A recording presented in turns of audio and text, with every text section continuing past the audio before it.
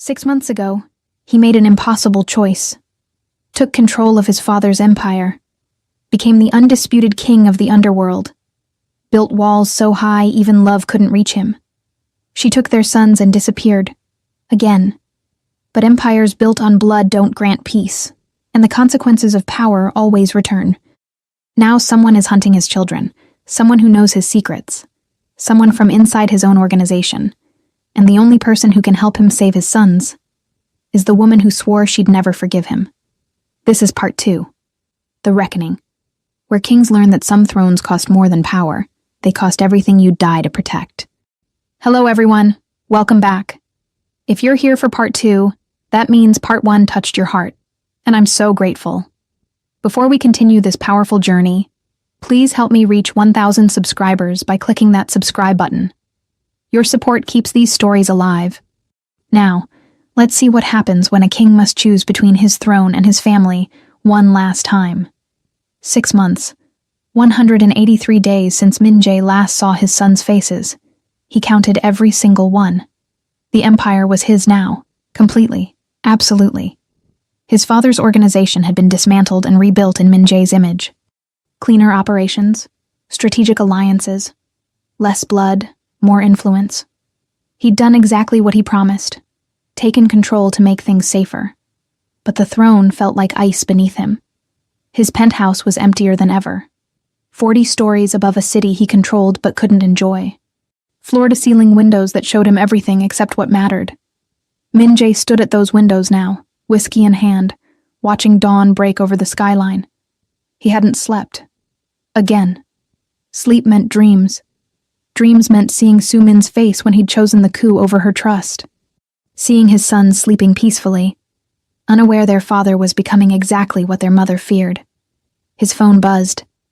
Taiho's name flashed on the screen. "Talk to me," Min Jae answered.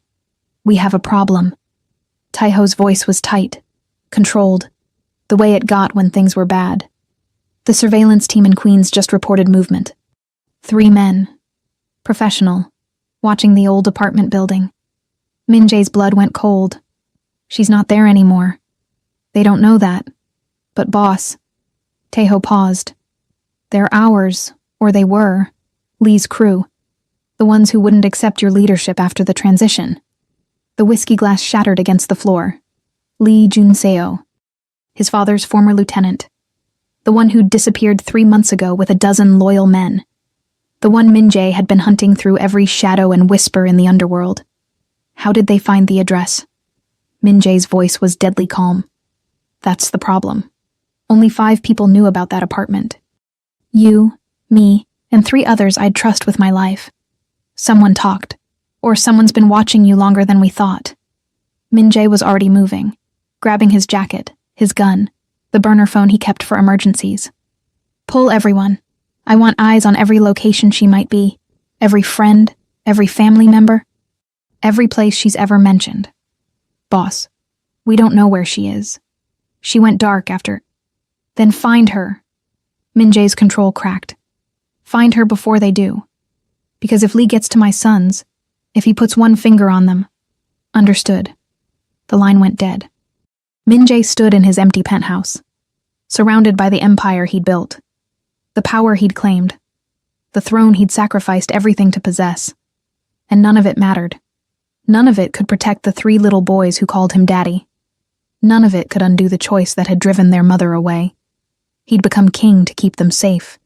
But kings made enemies, and enemies always found the crown's weakness. 20 minutes later, Min Jae sat in an underground office 3 blocks from his legitimate business headquarters. This room didn't exist on any blueprint. The dozen men gathered here didn't exist in any database. These were his ghosts, his shadows. The ones who did the work that even a crime lord couldn't acknowledge. Lee Junseo has gone rogue, Min Jae said without preamble. He's hunting for leverage against me. And he's found it. The men exchanged glances. They knew Min Jae had secrets. Everyone did. But the nature of those secrets.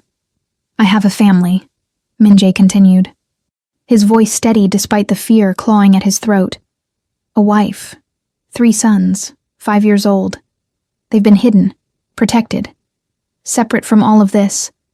But Lee knows about the apartment in Queens, which means he's been tracking me, watching, waiting. Taeho stepped forward. We've already increased surveillance on known Lee associates. But he's smart, boss. He won't surface until he has what he wants. Then we make him surface. Min-jae pulled up a map on the screen behind him. Lee needs money, resources. He can't run a rebellion on loyalty alone. He's hitting our operations, small ones, untraceable, to fund his movement. So we give him a target too good to resist. A trap, one of the men said. A trap, Min-jae confirmed. We leak information about a major cash shipment, $250,000, moving through Brooklyn tomorrow night. Light security, easy target. He won't be able to resist. And when he shows up, we take him alive. Min-jae's eyes were ice. I need to know who else knows about my family. Who helped him find that address? Who else is a threat? The men nodded. This was the work they understood. Violence with purpose. Blood for protection. But Taeho lingered after the others left. You need to contact her, he said quietly. Warn her, even if she doesn't want to hear from you. I've tried. Min-jae's voice cracked. Every day for 6 months. Calls, messages, letters sent to dead drops. She's completely ghost. Either she's gotten very good at hiding, or don't. Taeho cut him off. Don't finish that sentence. She's alive, and she's keeping those boys safe. You know her. She wouldn't let anything happen to them. Min-jae wanted to believe that. Needed to believe it. But 6 months of silence was a long time. 6 months of not knowing if they were safe, if they were happy, if his sons remembered him, or if Soo-min had erased him from their lives completely. There's something else, Taeho said. The surveillance team said one of Lee's men was carrying a photo. They couldn't see details, but it means he has more than just an address. Min-jae's hands curled into fists. He has images, proof, something concrete. We'll find him. We'll end this. And if we don't? If he gets to them first? Taeho met his gaze steadily. Then we burn the world down until we get them back. It should have been comforting. Instead, it just reminded Min-jae of what he'd become. A man who solved problems with fire. A king who ruled through fear. A father who'd chosen power over presence. Set the trap, Min-jae said finally. And Taeho? When we catch Lee? Yes, boss. Make sure he understands that some lines, once crossed, don't have a way back. Taeho smiled. It wasn't pleasant. Understood. That night, Min-jae returned to the penthouse and did something he hadn't done in months. He went to the guest room, the one he'd started preparing 6 months ago, before everything fell apart, before the coup, before Soo-min left. 3 small beds lined one wall, still wrapped in plastic, never used. Toy boxes sat unopened in the corner, books stacked on shelves, a nightlight shaped like a star plugged into the wall, waiting to guide small feet through darkness. He'd built them a kingdom within his kingdom, a safe space in the heart of his empire. But they'd never seen it, never slept in those beds or read those books, or felt that warm glow in the night. Min-jae sat on the floor between the empty beds and finally, let himself break. 6 months of holding together. 6 months of being the king. 6 months of pretending power was enough, and it shattered. He cried like he hadn't since he was a child. Ugly. Raw. Broken. Because somewhere out there his sons were in danger. And the woman he loved had every right to never let him near them again. I'm sorry, he whispered to the empty room. I'm so sorry. I thought I was protecting you. I thought control meant safety. I thought... His phone buzzed. Unknown number. Min-jae's heart stopped. He answered. Hello? Silence. Then breathing. Small. Frightened. Daddy? Ji-hoon's voice. His brave, stubborn, perfect son. Ji-hoon? Min-jae's voice cracked. Baby, where are you? Are you safe? Is mommy? Men came to our house. Ji-hoon was whispering, trying to be brave. Mommy told us to hide. But I took her phone. I remembered your number. You said if we ever needed you. I'm coming. Min-jae was already moving, already calling Taeho on another line, already becoming the weapon he'd spent 6 months sharpening. Stay hidden. Stay quiet. Don't come out for anyone except Mommy. Do you understand? I'm scared. I know, baby, I know. But Daddy's coming. And no one is going to hurt you. Promise? Min-jae thought about all the promises he'd broken, all the times he'd chosen wrong, all the ways he'd failed. I promise, he said. Now tell me where you are. And as Ji-hoon whispered an address, a safe house 3 hours north, Min-jae felt something shift inside him. The king died. The father awakened. And God help anyone who stood between him and his sons. The car tore through the night like a bullet. Min-jae drove himself. No driver, no entourage. Just him and the loaded gun in the passenger seat, and 3 hours of dark highway between him and his children. Tae-ho had protested, called it reckless, suicidal. Min-jae didn't care. His son had called, had been brave enough to reach out when he was terrified. And Min-jae would drive through hell itself to get to him. The address Ji-hoon had given led to a small town upstate, rural, quiet. The kind of place where strangers were noticed and questions were asked. Smart. Soo-min had always been smart. She'd hidden them in plain sight. Built a life in a place so normal, so ordinary, that no one would think to look there for the family of a crime lord. Min-jae's phone buzzed. Tae-ho. Team is 10 minutes behind you. Wait for backup. No. Boss. If Lee's people are there, 10 minutes is a lifetime. I'm going in. Then at least let me guide you. I've pulled satellite images. The house is isolated. 2-story, single access road. If they're watching, you'll be exposed. Send me the layout. His phone pinged. Images loaded. Tae-ho was right. The house sat alone at the end of a long driveway. Trees on 3 sides. Open field on the 4th. Defensible if you were inside. A kill box if you were approaching. There's a service road half a mile east, Tae-ho said. Cuts through the woods. You can approach from behind. Stay in tree cover until you're close. Good. Have the team set up a perimeter when they arrive. No one gets in or out. And if the local police show up, handle it. Min-jae ended the call. 20 minutes later, he was on foot, moving through the woods with the practiced silence of someone who'd done this before. The gun was comfortable in his hand. An old friend. A terrible companion. He'd promised Soo-min he'd try to be better. But better didn't save children. Monsters did. The house appeared through the trees. Lights off. No movement visible. Either everyone was hiding or... No. He couldn't think like that. Min-jae circled to the back. Found the door Tae-ho had mentioned. Unlocked. His stomach dropped. Soo-min would never leave a door unlocked, which meant someone else had opened it. He entered silently. The house was small, neat. The kind of place that smelled like home. Cooking and laundry and children's laughter. Family photos on the walls. His sons at a park, at a beach. Growing up in moments he'd never witnessed. The living room was empty. Kitchen, clear. Stairs leading up. A floorboard creaked above him. Min-jae moved. Fast. Weapon raised. Every sense heightened. The second floor had 3 bedrooms. 2 bathrooms. He cleared each room with mechanical precision. Empty. All empty. His chest tightened. Where were they? Had Lee already taken them? Was he too late? Then he heard it. Breathing. Small. Controlled. Coming from the master bedroom closet. Min-jae approached slowly. Ji-hoon? It's Daddy. It's safe now. Silence. Baby, I know you're scared. But I need you to open the door. I need to see that you're okay. More silence. Then, how do I know you're really my daddy? Smart boy. Cautious. Soo-min had taught him well. Because I remember the first time we made pancakes together. You wanted chocolate chips and whipped cream, and I said yes to everything because I'd just met you and I wanted you to like me. Min-jae's voice softened. And you smiled and said, I like you. And it was the best thing anyone ever said to me. The closet door opened slowly.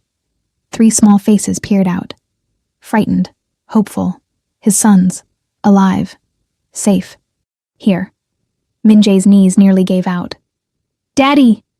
Taemin launched himself forward first, then Dae-jung, then Ji-hoon, trying to be brave but failing as tears streamed down his face. Min-jae caught them, All three. Pulled them close and breathed them in, and felt something in his chest unlock for the first time in 6 months. You came, Ji-hoon whispered against his shoulder. Always, Min-jae promised. Always. Where's Mommy? Dae-jung asked. She told us to hide, and then she left and she didn't come back. Ice flooded Min-jae's veins. How long ago? I don't know. Long time. It was still light outside. Hours then. Soo-min had been gone for hours. Which meant his phone buzzed. Unknown number. Again. Min-jae answered, already knowing what he'd hear. Hello, Min-jae. Lee Jun-seo's voice was smooth, satisfied.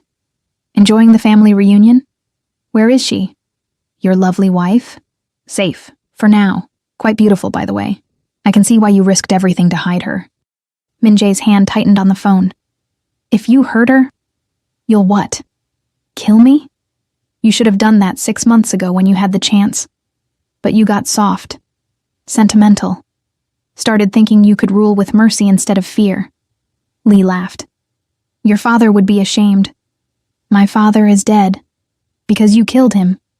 Because you chose power over principle. And now look at you. The great Min-jae. Brought to his knees by a woman and 3 brats. Tell me what you want. The Empire. Obviously. You stepped into a throne you didn't earn through proper channels. You took it through betrayal. Through patricide. The old families don't respect that. They're waiting for a real leader. They're waiting for you. They're waiting for strength, and you've shown nothing but weakness, disappearing for hours, distracted, divided. Lee's voice hardened. So here's what's going to happen. You're going to call a meeting. All the families. Tomorrow night. And you're going to step down. Publicly. Name me as your successor. And if I don't? Then your wife's body washes up in the East River, piece by piece, while you explain to your sons why Mommy isn't coming home. The threat hung in the air like poison. Min-jae looked at his sons. 3 perfect little boys who trusted him, who believed he was a hero even though he was a monster. Where and when? He asked quietly. Smart man. I'll send details within the hour. Lee paused. Oh, and Min-jae, come alone. Any sign of your dogs and she dies screaming. Understood? Understood.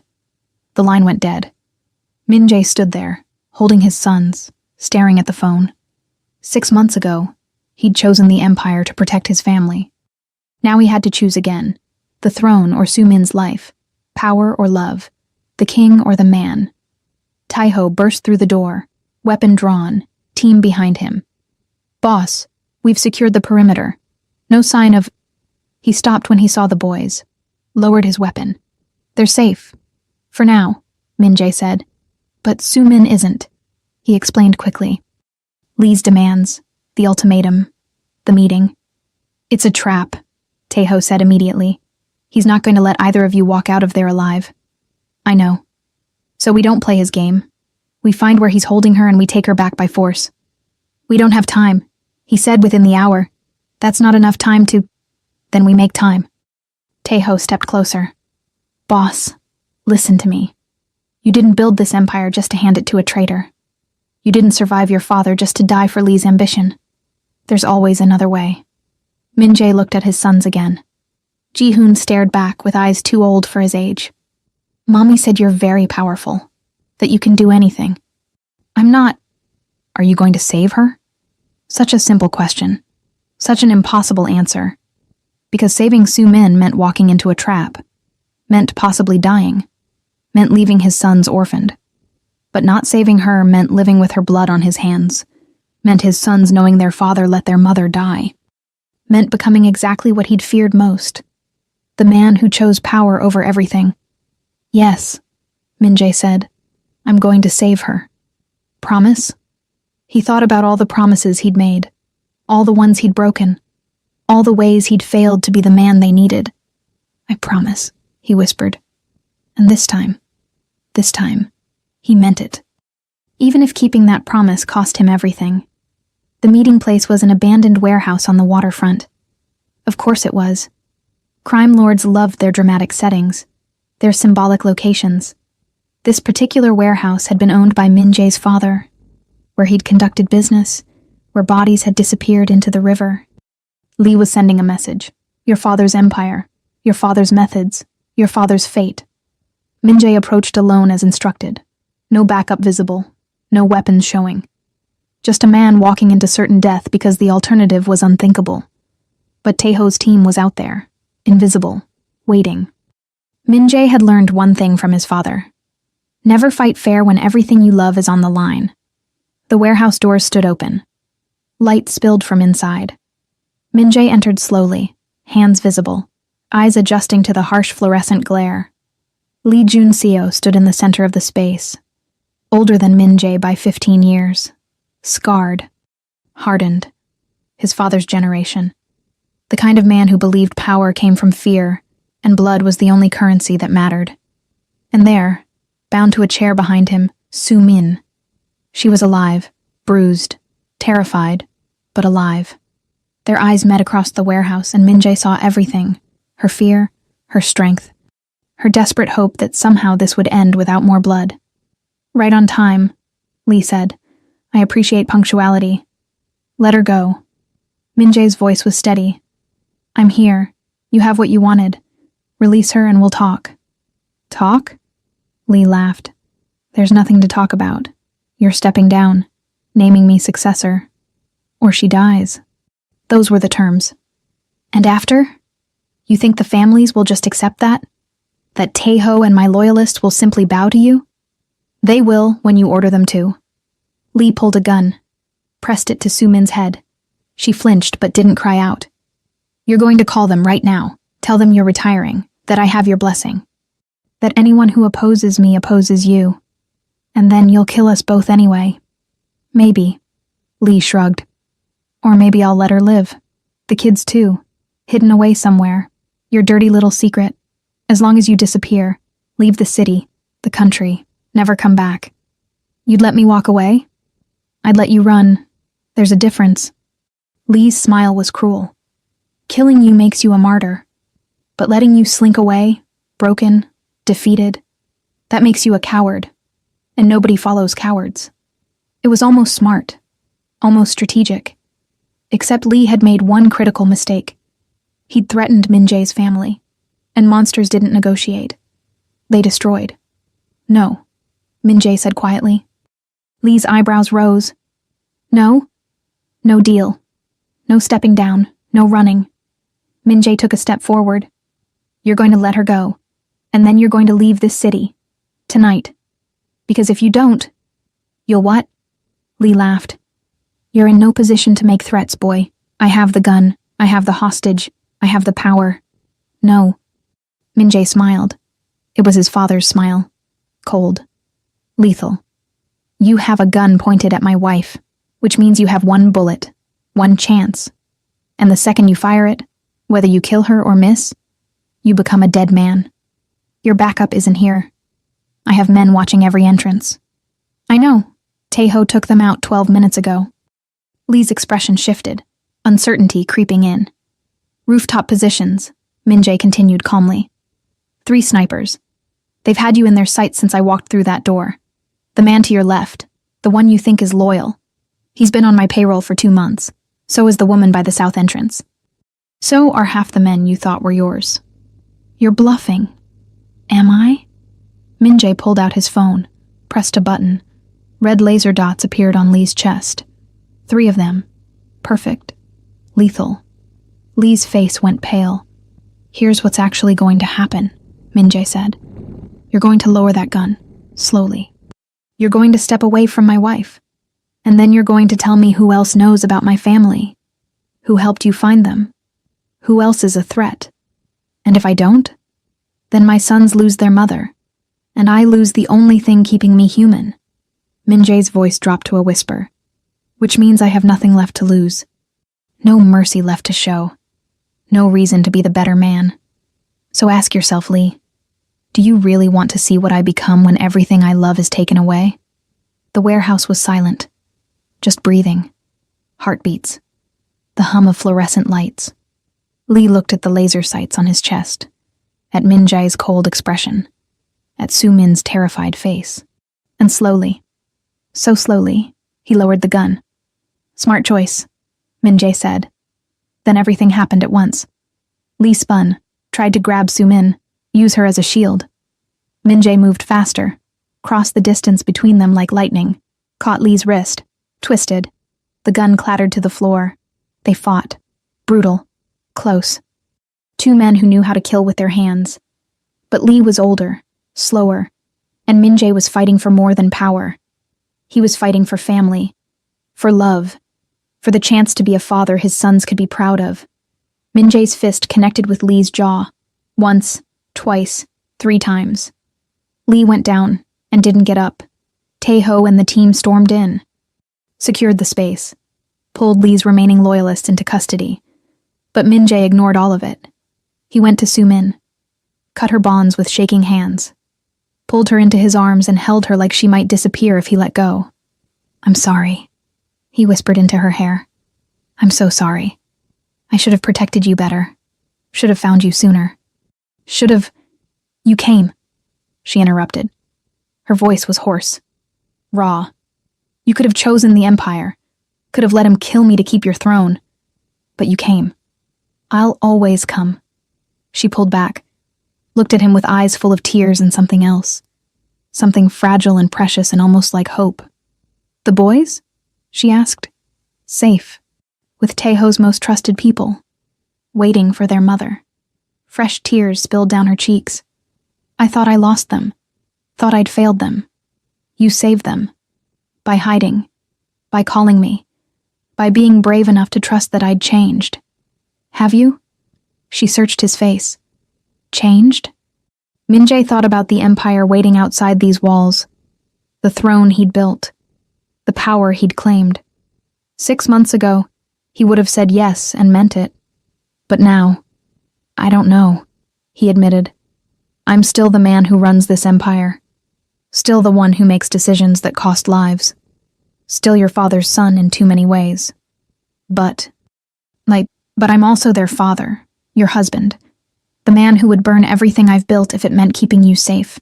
He cupped her face gently. "So maybe I haven't changed. Maybe I've just finally figured out what's worth protecting." Su Min closed her eyes, leaned into his touch. And for the first time in 6 months, Min-jae let himself believe that maybe, just maybe, there was a path forward. One where he could be both the king and the father, the monster and the man, the power and the love. "Take me to our sons," Su Min whispered. So he did.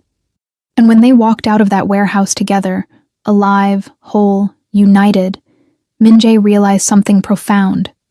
Some thrones were worth sitting on, and some empires were built not on fear or blood or power, but on the 3 little boys waiting to see their parents come home, on the woman who'd risked everything to protect them, on the love that survived even when everything else burned. That was an empire worth ruling. That was a throne worth keeping. And Min-jae would defend it until his last breath. The safe house was quiet when they arrived. Dawn painted the sky in soft pinks and golds. The kind of morning that promised new beginnings, fresh starts, second chances. Min-jae helped Su Min out of the car. She was limping slightly, her ankle twisted during the struggle, but she refused assistance beyond his steadying hand. Still stubborn, still strong, still his. Tae-ho met them at the door. "The boys are asleep. Finally. Took 3 stories and a promise that you were coming back." "Lee?" Min-jae asked. "Secured. We're extracting information about his network. Should have a complete list of conspirators by morning." Tae-ho paused. "What do you want done with him?" 6 months ago, Min-jae would have answered without hesitation. Death. Quick or slow depending on his mood. That's what his father would have done. What the Empire expected. But Su Min's hand tightened in his. A silent plea. "Prison," Min-jae said finally. "Federal. Maximum security. I want him alive to see everything he tried to build crumble. I want him to know he failed." Tae-ho's expression flickered with surprise, but he nodded. "Understood, boss." They entered the house together. Min-jae led Su Min upstairs to the bedroom, where 3 small forms lay tangled in blankets. Ji-hoon in the middle, arms around his brothers like even in sleep he was protecting them. Sumin made a small broken sound, rushed forward, gathered all three into her arms. They woke slowly, confused. Then, "Mommy," Taemin's voice was pure joy. "You're okay," Daejung was crying. Happy tears, relief tears. Ji-hoon just held on, face buried in her shoulder, little body shaking with sobs he'd been too brave to release before. Min-jae watched from the doorway, an outsider to this moment, this reunion. But then Ji-hoon looked up, saw him standing there. "Daddy kept his promise," the boy said to his mother. "He saved you." Sumin's eyes met Min-jae's across the room. Something passed between them, unspoken, complicated, heavy with history and hope. "Yes," she whispered. "He did. Does that mean he can stay?" Taemin asked. "Can Daddy live with us now?" The question hung in the air like smoke. Min-jae's chest tightened. He wanted to say yes, wanted to promise them everything, but he'd learned the hard way that promises meant nothing without action. "That's up to your mother," he said quietly. Sumin studied him for a long moment, then stood, crossed to him, took his hand. "Can we talk?" she asked. "Privately." They left the boys with Taeho, who looked completely terrified at the prospect of babysitting but hid it well, and walked to the back porch. The sunrise was full now. Beautiful. The kind of morning that felt like forgiveness. 6 months, Sumin said. 6 months of silence, of hiding, of believing you'd chosen power over us. "I know. And then tonight, you risked everything. Walked into a trap. Could have died." She turned to face him. "Why?" "Because they're my sons. You're my wife. And I was wrong." The confession tore out of him. 6 months ago, I thought control meant safety. That if I ruled the empire, I could eliminate the threats. But I was just becoming another threat. Another monster. Another man who chose power over love. And now?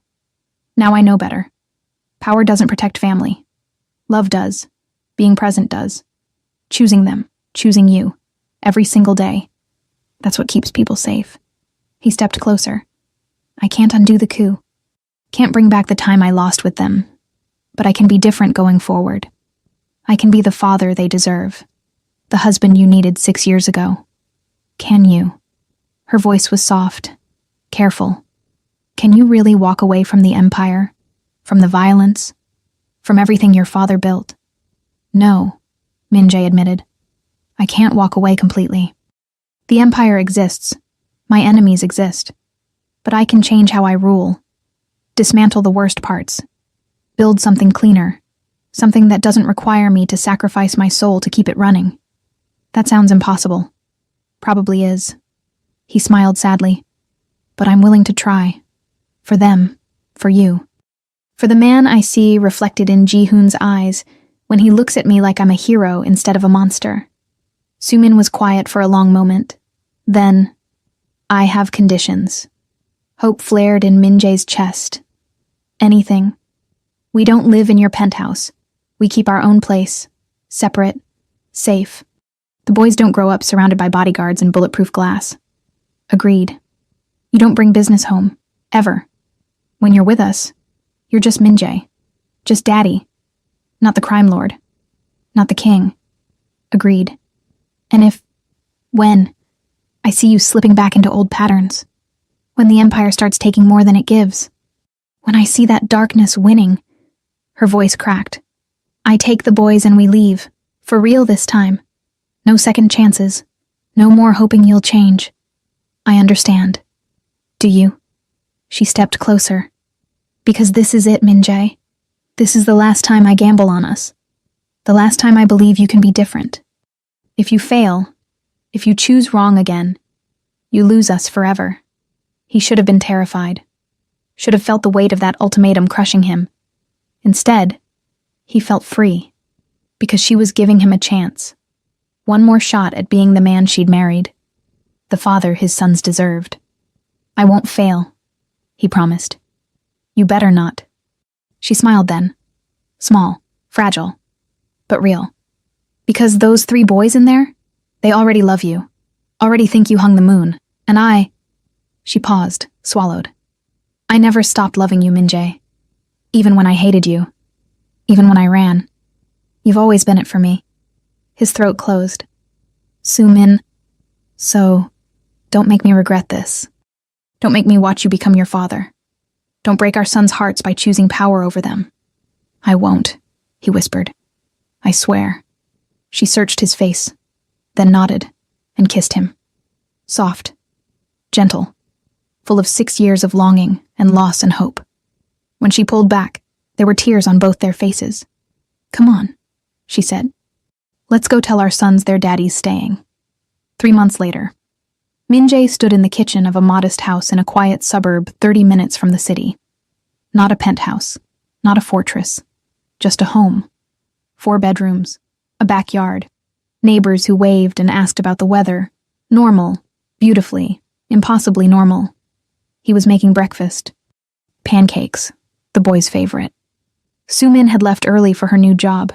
She'd insisted on working, on having her own life beyond being his wife. And Min-jae had morning duty. Daddy! Taemin ran into the kitchen. Ji-hoon says I can't have chocolate chips because I'll get hyper, but you said I could have whatever I want.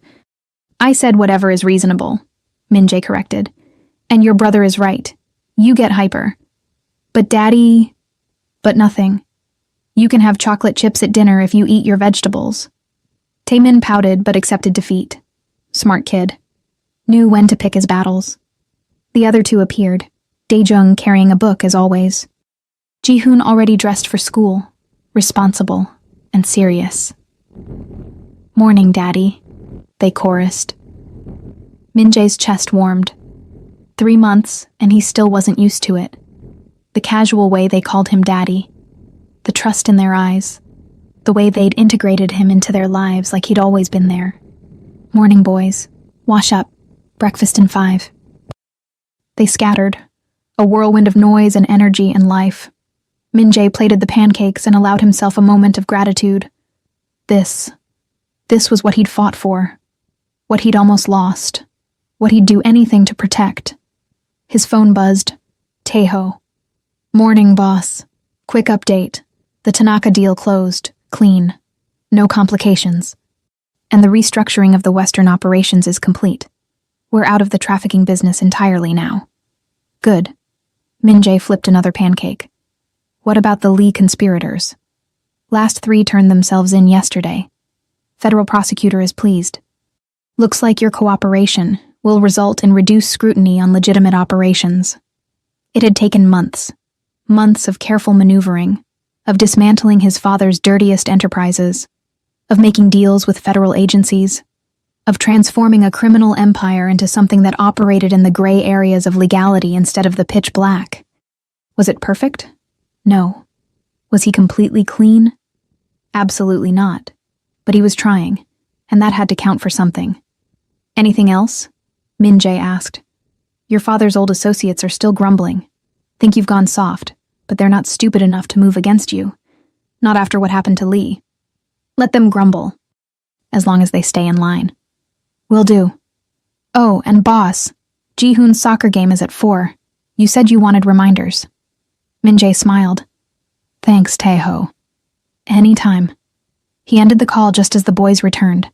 They ate together, talked about school, about Daejung's upcoming book report, about Taemin's art project, about Ji-hoon's soccer team making playoffs. Normal conversations, normal problems, normal life. Min-jae cherished every second. After breakfast, he drove them to school, walked them to their classrooms, got 3 hugs and 3 love you daddies that made his entire world feel right. Then he drove to the office, the legitimate one, where he ran legal businesses and made clean money and built something his sons wouldn't be ashamed of. The empire still existed. He still had power, still had influence, still made decisions that affected thousands of lives. But he wasn't his father anymore. Wasn't the man who chose violence first, who solved problems with blood. He was becoming something different, something better, something his sons could be proud of. That evening he sat in the bleachers at Ji-hoon's soccer game. Soo-min beside him. Taemin and Daejung eating snacks and cheering wildly every time their brother touched the ball. Ji-hoon scored a goal, turned immediately to the stands, found Min Jae, grinned huge and bright, and Min Jae felt his heart break and rebuild simultaneously. He's so happy, Sumin said softly. They all are. You did that. We did that, Min Jae corrected. You kept them safe, raised them right. I'm just trying to be worthy of what you built. She took his hand, laced their fingers together. You're doing more than trying. You're succeeding. Some days are harder than others. Some days I want to handle things the old way, quick, brutal, final. But you don't. But I don't, he agreed. Because every time I'm tempted, I think about coming home to them, to you, and I remember what matters. The game continued. Ji-hoon's team won. The boys celebrated, demanded ice cream. Min Jae said yes, because he'd learned that saying yes to small joys was its own kind of power. Later, much later, after the boys were asleep and the house was quiet, Min Jae and Soo-min sat on the back porch under the stars. Do you miss it? She asked. The old life, the absolute power, the fear and respect. He considered the question honestly. Sometimes. It was simpler, more direct. You had a problem. You eliminated it. No complications. No compromises. But then I wouldn't have this. Wouldn't have them. Wouldn't have you looking at me like I'm someone worth loving instead of someone to fear. He pulled her closer. So no. I don't miss it enough to go back. She rested her head on his shoulder. Good answer. I mean it, Soo-min. This, us, the boys, this life. This is my empire now. The only one that matters. Even when it's hard. Especially when it's hard. They sat in comfortable silence. Two people who'd survived the impossible. Who'd chosen each other despite every reason not to. Who'd built something beautiful from the wreckage of everything they'd destroyed. I love you, Soo-min whispered. I love you too, Min Jae replied. Always have. Always will. And for the first time in his entire life, Min Jae understood what true power felt like. Not the throne. Not the empire. Not the fear or the blood or the control. Just this. Just love. Just family. Just home. 2 years later, Min Jae stood in the backyard watching his sons play. They were 7 now. Taller. Smarter. Growing into themselves in beautiful ways. Ji-hoon still serious. Still protective. The natural leader. Dae-jung still quiet. Still thoughtful. Reading books far above his grade level. Tae-min still wild. Still funny. The heart of their little family. Daddy, watch this, Tae-min called. Then attempted a cartwheel. Failed spectacularly. Laughed anyway. Min Jae applauded. Beautiful. Perfect form. You're lying. I'm being supportive. There's a difference. Soo-min emerged from the house carrying lemonade. Pregnant.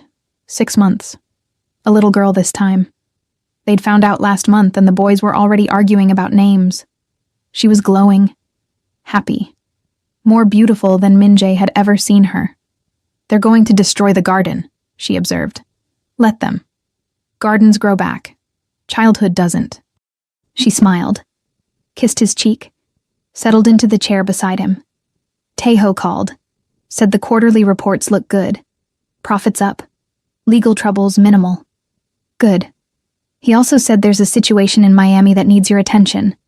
Some old rival making noise. Min Jae sighed. The empire never completely disappeared. There were always fires to put out, problems to solve, threats to neutralize. But now he handled them differently. With lawyers and negotiators instead of guns and fear. It took longer. Cost more. Frustrated him sometimes. But he came home every night without blood on his hands. And that was worth everything. I'll handle it Monday, he said. This weekend belongs to them. You've changed so much, Soo-min said softly. Sometimes I look at you and can't believe you're the same man who chose the empire over us. I'm not the same man. That person died the night I almost lost you. Almost lost them. He watched his sons play. This person, the father, the husband, he's who I should have been all along. You're being too hard on yourself. You were trying to protect us the only way you knew how. By becoming what I hated. by choosing power over presence, by believing control mattered more than connection. He shook his head. I was wrong. And I'm grateful every day that you gave me another chance to get it right. Ji-hoon ran over. Sweaty, grass-stained, perfect. Daddy, can we go to the park tomorrow? Mommy said you have to say yes because it's family day. Mommy is very smart. Yes, we can go to the park. And get ice cream? Always with the ice cream. Please? Min-jae laughed. Yes, park and ice cream, but only if you finish your homework tonight. Deal! Ji-hoon ran back to his brothers to deliver the news. You're a pushover, Soo-min teased. I'm a father. There's a difference. Is there? Absolutely. Pushovers are weak. Fathers are strategic. I'm investing in their happiness so they'll take care of me when I'm old. Very strategic. I thought so. She laughed. The sound filled the air like music, like home. The sun began to set, golden light painting everything soft and warm. The boys chased fireflies. Soo-min rested her hand on her swollen belly. Min-jae watched his family and felt something he'd never experienced in his father's empire. Peace. Real, genuine, uncomplicated peace. What are you thinking? Soo-min asked. That I spent 32 years chasing the wrong throne, building the wrong empire, measuring power in all the wrong ways.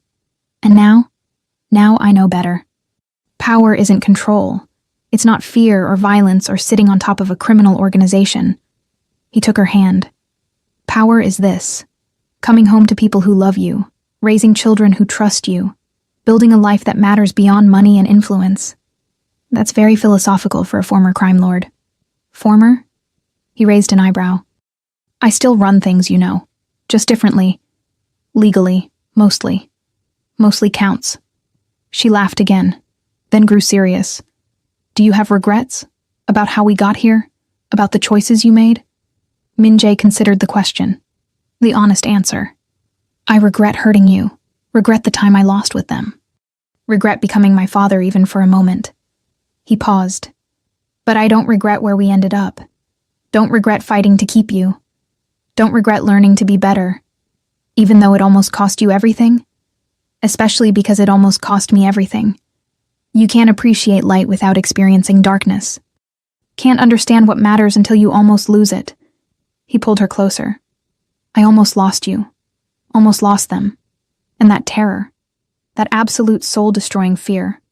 That's what saved me. Made me realize the empire meant nothing if my family wasn't in it. Soo-min wiped her eyes. You're going to make me cry. Pregnancy hormones. Shut up. He kissed her. Gentle. Sweet.